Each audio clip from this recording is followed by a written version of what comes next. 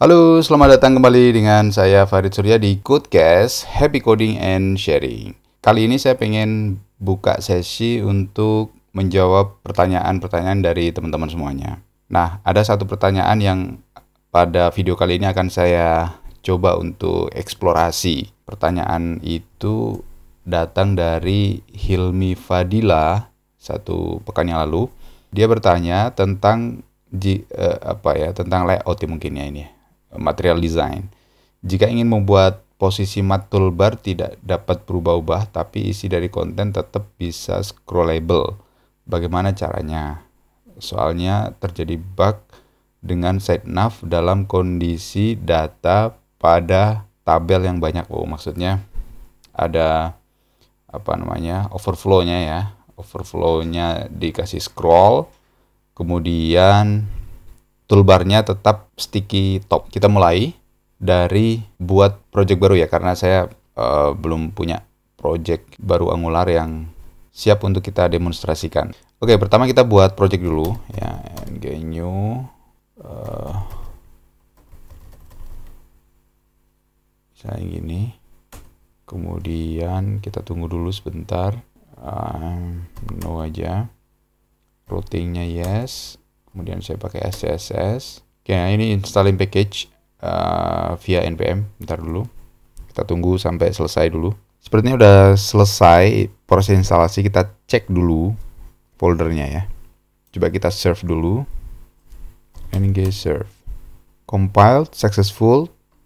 Kita cek di browser ya. Kita cek di browser localhost 4700 4200 ya. Oke, 4200. Oke ya, ini udah oke.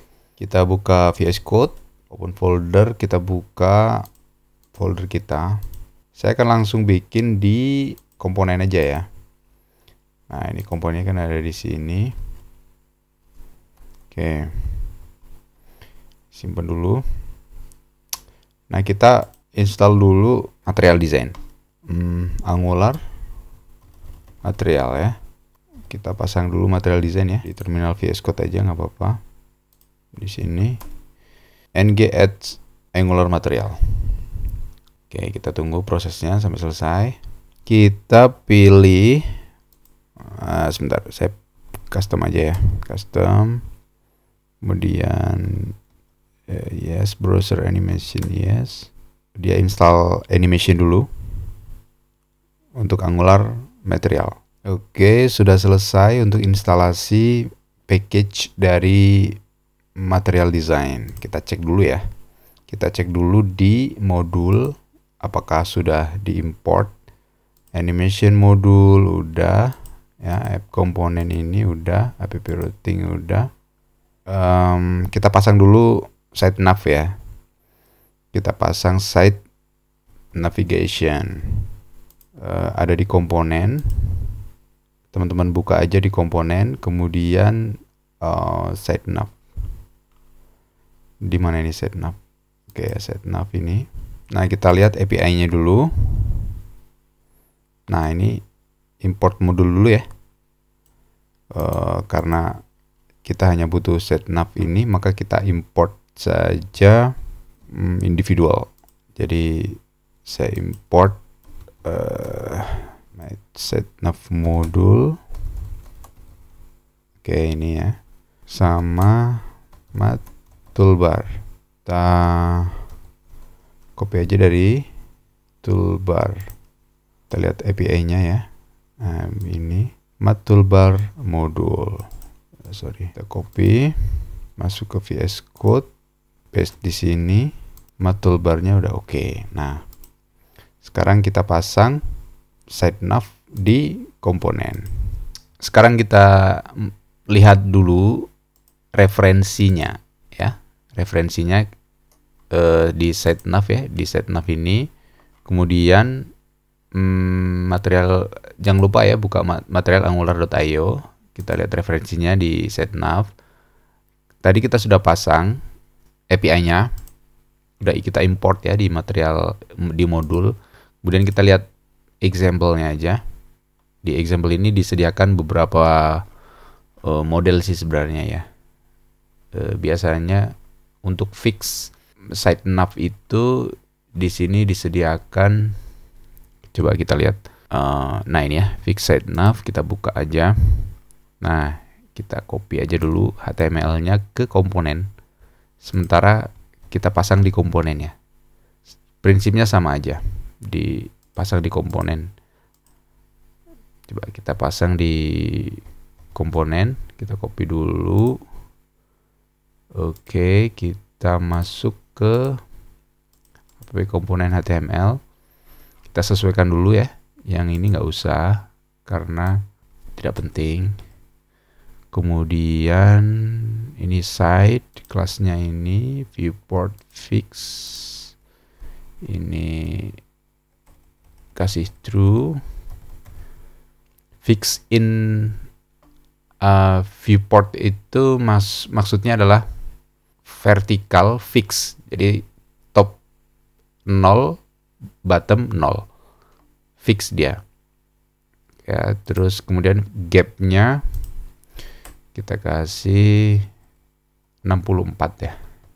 Toolbar kan size-nya adalah 64 ya, sekitar 64 pixel. Kemudian bottom fix bottom gap-nya nggak usah karena kita nggak pakai footer. Oke ya, misalnya ini kita kasih heading 2 dulu, site nav, menu. Oke ya, terus form groupnya ini tidak usah kita pasang. Oke, ini hapus aja dulu untuk kontennya ya. Untuk konten kita hapus, kita ganti misalnya dengan perulangan. Karena nanti kan kita pasang di sini ya perulangannya ya. Coba kita pasang aja div misalnya ng4 let end of data. Nah gini aja, misalnya data ke n, data ke n-nya nanti nggak tahu isinya akan kita isi apa.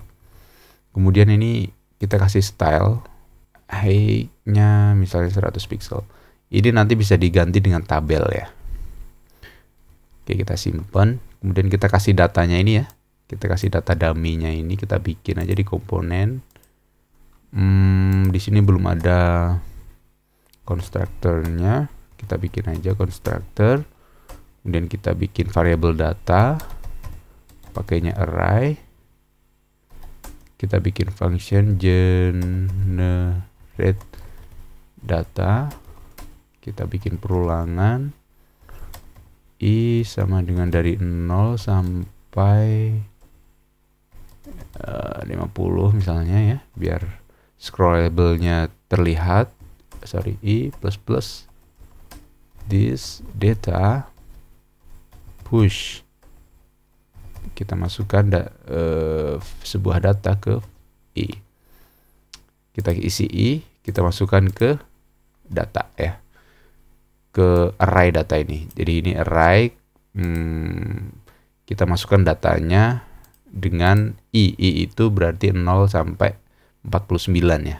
Berarti isinya adalah 0, 1, 2, 3 sampai dengan 49. Oke. Kita panggil dulu di constructor this generate data. Oke ya, ini datanya udah tersedia. Kita cek dulu perulangannya pakai variable data. Oke ya. Kita masuk ke sini.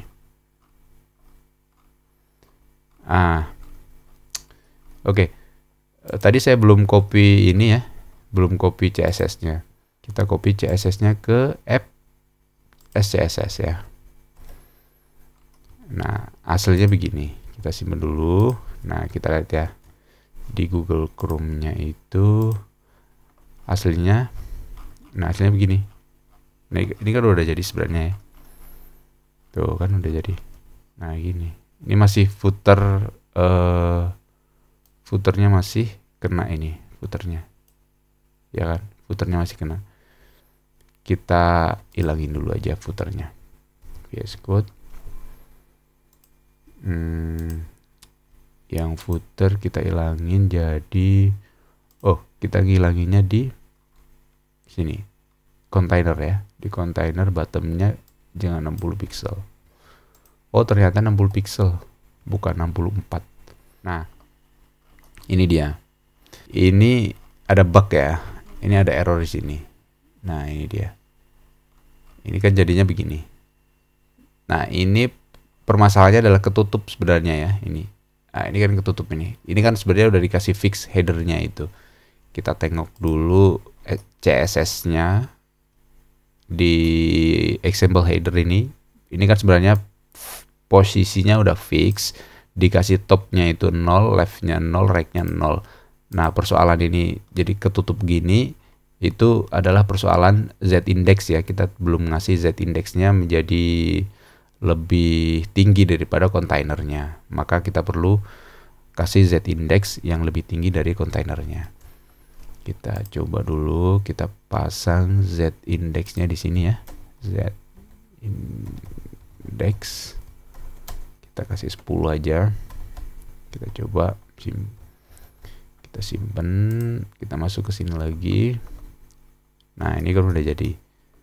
Nah, udah beres ya. Udah jadi. Oke, udah jadi. Untuk masalah scroll side nav yang toolbarnya itu ikut ke bawah atau ketutup ketika kita melakukan scroll. Nah, itu kasusnya udah solve ya. Nah, sekarang kita akan coba untuk kasus yang sama tapi dengan skema router ya. Jadi kita pasang router, isinya kita ambil dari komponen yang berbeda. Nah, jadi kita bikin dulu komponen, kita coba apakah masih bisa berjalan atau tidak. Ya, kita coba bikin komponennya. ng generate book. Oke, kita bikin satu komponen baru. Oke ya, udah jadi. Komponen barunya adalah book, book. Oke ya, kita refresh dulu. Ini udah muncul. Oke, udah muncul. Nah, sekarang kita atur routingnya dulu. Nah, ini ya, routingnya kita atur dulu. Path-nya misalnya book gitu ya. Komponennya book komponen. Kita import dulu komponennya. Oke, di modul ini book komponen ya. Ini udah masuk. Book komponen kita masukkan ke routingnya, belum masuk. Oke, ini book komponen udah masuk. Book, kemudian path, kemudian path match full, redirect to book. Oke ya. Oke, kita coba. Udah kita setting ke book. Oke. Ini ya. Ini udah ke book. Tinggal kita berikan router outletnya. Oke, kita kasih router outletnya di sini. Kita cek dulu di Chrome. Nah, ini bookworks ya. Nah, gini ya. Ini masih aman. Scroll. Oke ya, scroll. Headernya masih oke, setnavnya masih oke. Oke, terima kasih Mas Helmi Fadila atas pertanyaan yang sudah diajukan. Bagi teman-teman yang ingin mengajukan pertanyaan seputar Angular, silakan tulis di kolom komentar. Nanti saya akan coba untuk bantu teman-teman jika saya bisa. Saya coba akan bantu teman-teman untuk solve the problem.